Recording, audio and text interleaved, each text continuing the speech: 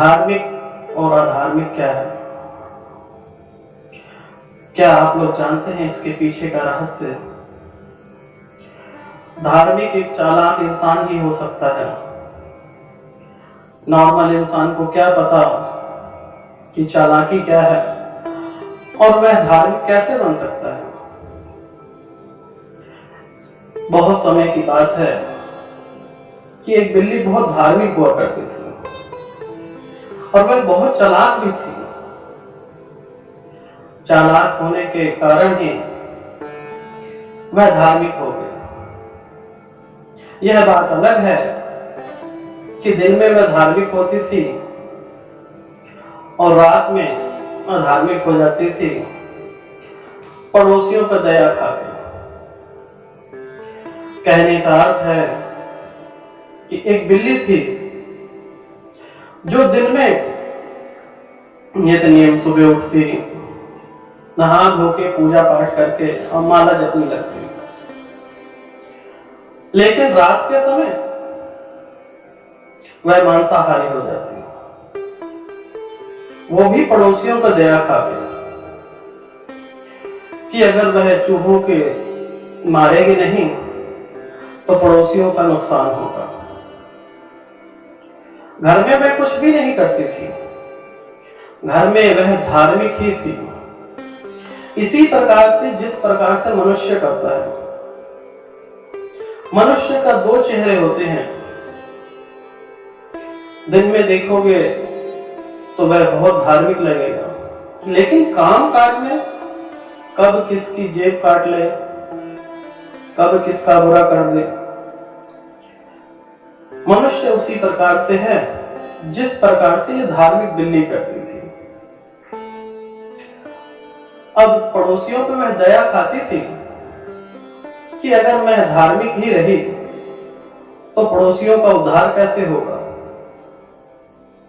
यह क्रिया निरंतर कुछ वर्षों तक चलती रही और बिल्ली भी धार्मिक थी। घर वाले बहुत खुश थे, मोहल्ले वाले भी खुश थे।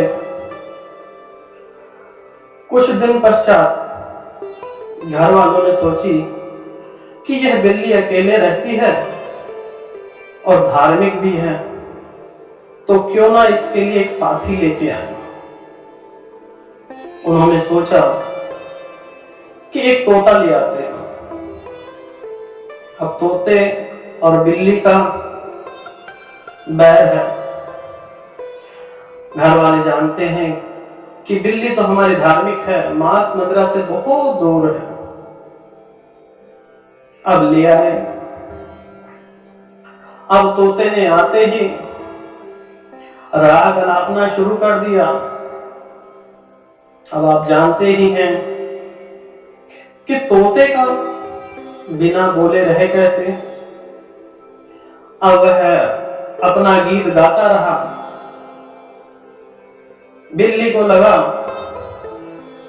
कि इसे मुक्ति चाहिए, क्यों ना इसे मुक्त कर दिया जाए।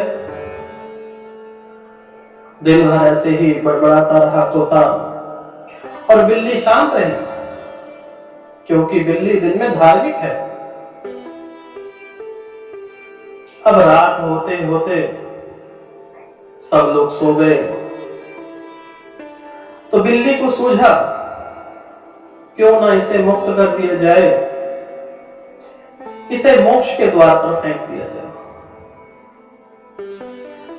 इससे सतगति दिलाई जाए। कहने का अर्थ है कि इसे मोक्ष दे दिया जाए।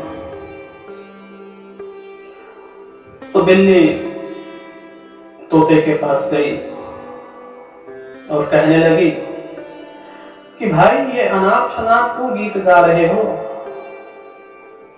मुक्त होना चाहते हो। यह उसी प्रकार से है जैसे मनुष्य अपने धर्म को हमेशा ऊंचा मानता है, दूसरे धर्म को कहता है कि मुझ में शामिल हो जाओ।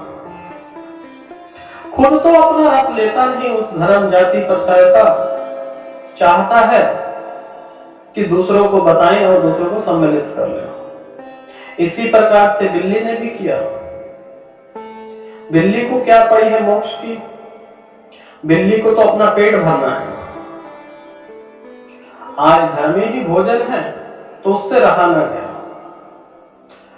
तो बिल्ली ने पंजा मारा,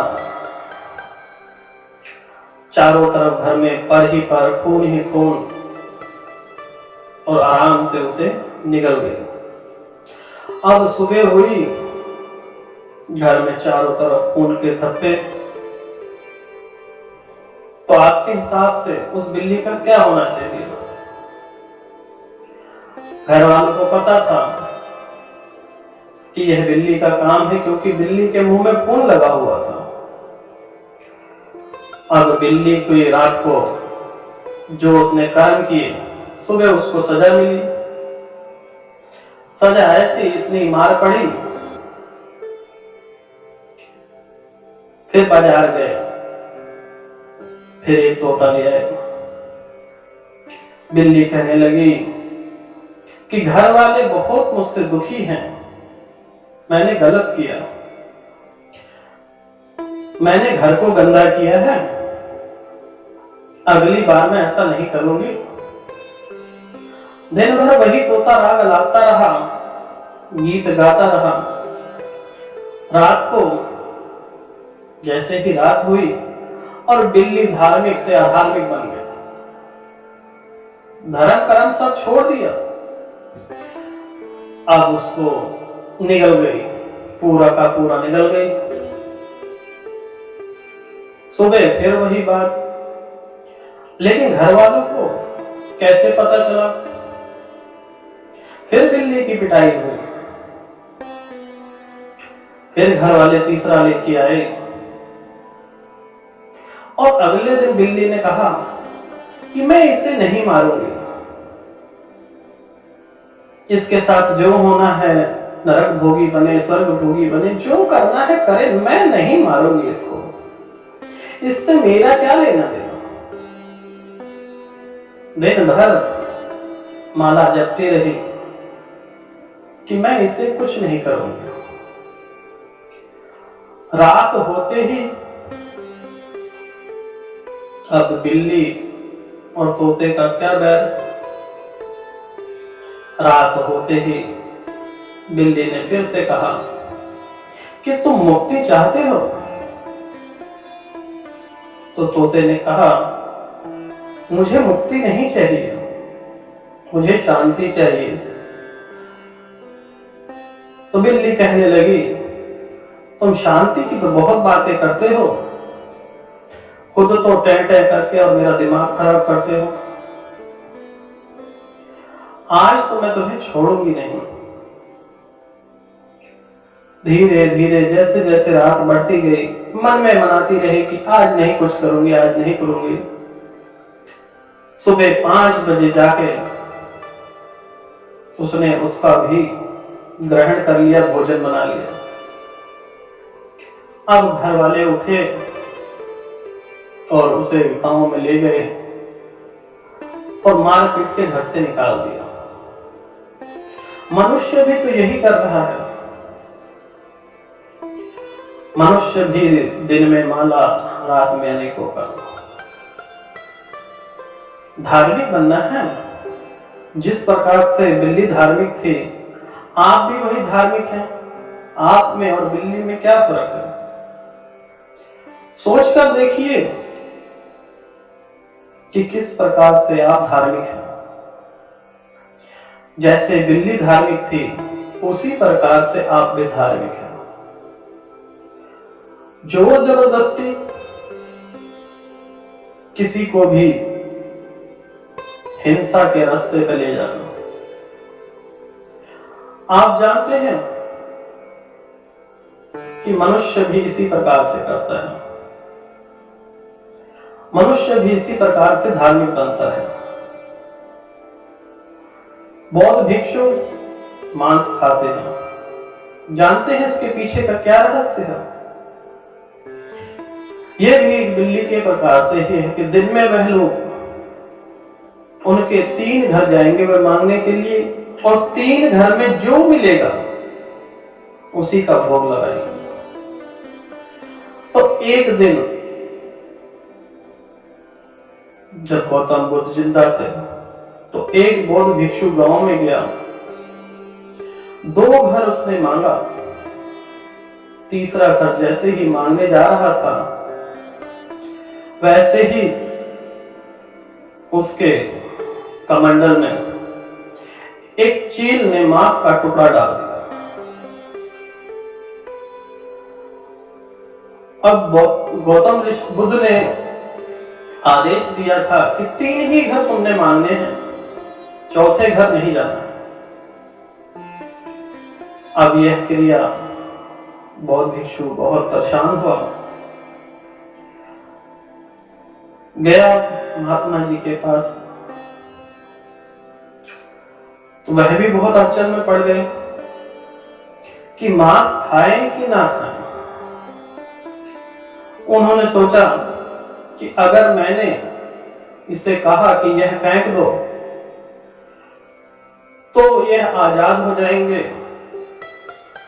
और खीर पूड़ी सब्जी रोटी सब कुछ खाएंगे, हरी घास फूस निकाल के रोज फेंक दिया करेंगे।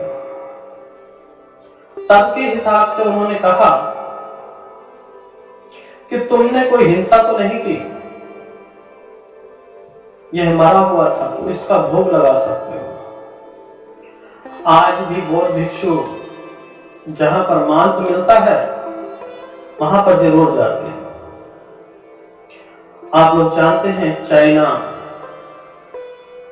में, श्रीलंका में और जापान में लिखा हुआ होता है मरे हुए मांस की दुकान। अब यह मांस आता कहां से है? लाखों करोड़ों टन मरा हुआ जानवर कहां से मिलेगा? वह लोग पहले से ही मारकर डीप फ्रीजर में डाल देते हैं। दुकानों के बाहर लिखा होता है, जिस प्रकार से हमारे देश में लिखा होता है शराब पीना सेहत के लिए हानिकारक है, उसी प्रकार से विदेशों में लिखा होता है मरे हुए मांस की दुकान है, हम जिंदा मांस नहीं बेचते हैं। ये तो खाने के तरीके ढूंढ लिए। महात्मा बुद्ध भी अपनी तरफ से ठीक थे, गलती ना थी, लेकिन अगर नियम बदल देते तो कारण बदल जाते। तब के हिसाब से वह एक छोटी सी घटना, चील ने जो मांस का टुकड़ा डाला और वही आगे परंपरा बनती गई। आज बौद्ध भिक्षु मांस का भक्षण करते हैं, मांस खाया करते हैं और जहां पर मांस मिलेगा वहां पर जरूर जाया करते हैं।